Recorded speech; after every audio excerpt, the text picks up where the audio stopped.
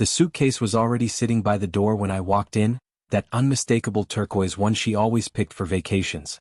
She was pacing the living room, phone in hand, her voice light, almost carefree. But when she saw me, her smile faltered for a split second before she slid the phone into her pocket. "Hey babe," she said, forcing a smile. "Just finishing up packing. Girls' trip to Hawaii just for a week. The office girls and I need some time to unwind." I'd never heard a word about this trip before.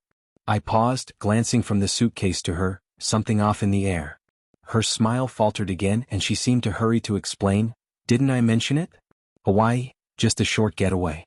She was talking fast like she was trying to sell me the idea. No mention of it at all, but I nodded slowly. "Right. You did." Her face brightened like a weight lifted off her chest. "It'll be good for me. You know, just a little space."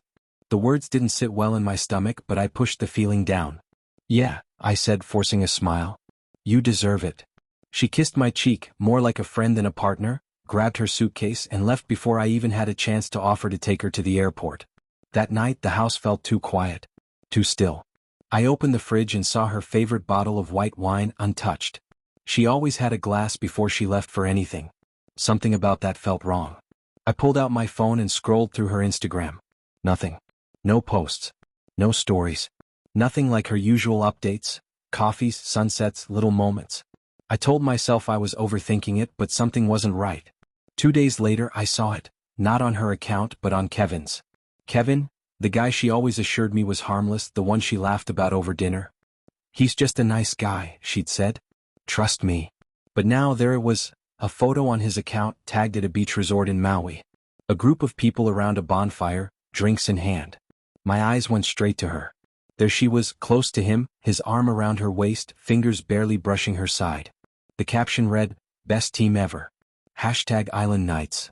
My throat tightened. I zoomed in on the photo, replaying it, trying to convince myself it wasn't what it looked like. Maybe it was someone else's hand. Maybe just a weird angle. The next day another photo. Her laughing in the ocean, splashing Kevin. That carefree laugh I hadn't heard in months. That was when the knot in my stomach turned to something heavier. Something broken. Later that night, I sat in the silence of our bed, staring at my phone. I typed out a message, "Hope you're enjoying the island with Kevin." No emojis. No explanations. Just that. The 3 dots appeared, then disappeared.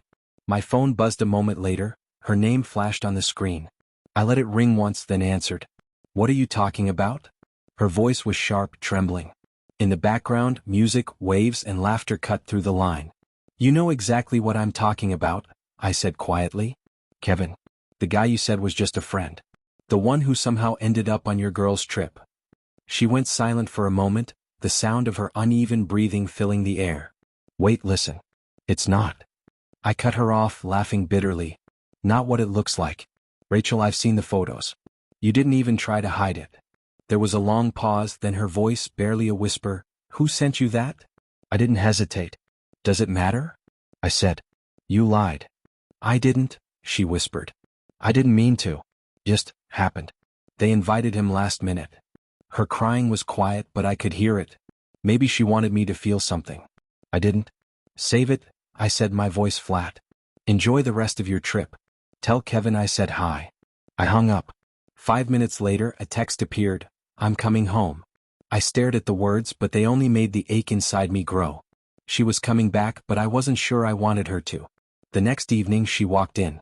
She looked exhausted, sunburned, her eyes swollen from crying, her posture defeated. She dropped her bags by the door, not a word between us. The silence hung thick. "You flew back fast," I said, the words feeling hollow. She swallowed, her voice small. "I couldn't stay there. Not after I found out." I interrupted, my voice sharp. Don't try to explain." She stepped closer, her voice cracking. "Please listen to me. I made a mistake." I stared at her, my anger simmering just below the surface. Did you? Did you really? Or was it just the lie I'm supposed to swallow now? You didn't just sleep with him, did you? You've already left me the second you boarded that plane." Her eyes welled up with tears. "I didn't fall for him," she whispered. "I just felt seen for a while. You've been so distant lately. So cold." The words hit harder than I expected. She wasn't entirely wrong. Work, stress, late nights, it all built invisible walls between us. I hadn't noticed until she stepped outside of them. But hearing that excuse didn't make it hurt any less. So you decided to find warmth somewhere else? I asked, my voice barely holding it together. It wasn't like that, she said quickly, her voice desperate. It was stupid. I should have told you he was coming with us. I just stared at her, searching for the woman I married. The one who used to reach for my hand when we walked through crowded rooms. But the woman standing in front of me was a stranger. I trusted you, I said quietly. Even when the signs were there, I told myself you'd never do something like this. She didn't have an answer for that. Her shoulders slumped. I didn't mean to break us, she whispered. But you did, I replied, my voice soft but final. She collapsed on the couch, burying her face in her hands. What do I do now? She asked, her voice muffled. I didn't have an answer. Days passed in silence. She tried to talk to me, but I ignored her. She cooked meals and I threw them out. Everything felt like it was poisoned. Then one morning, a note appeared on the kitchen table. I'm giving you space. I'll stay at my sister's until you decide if there's anything left to save. Her wedding ring sat beside the note, gleaming in the morning light. I picked it up, feeling its weight in my palm. A week went by. I didn't call her. I thought about it every night, but the hurt was too raw. The image of her laughing with Kevin was too fresh, too sharp. Then one evening, I scrolled through her Instagram again. A new post. A sunset with a caption. Some mistakes can't be undone, but they can teach you what love really means. I stared at it, wanting to feel angry, but all I felt was exhaustion. Betrayal doesn't just end with the truth.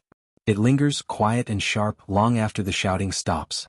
Sitting in the silence of our empty house, her wedding ring still in my hand, I realized something that hurt more than anything else.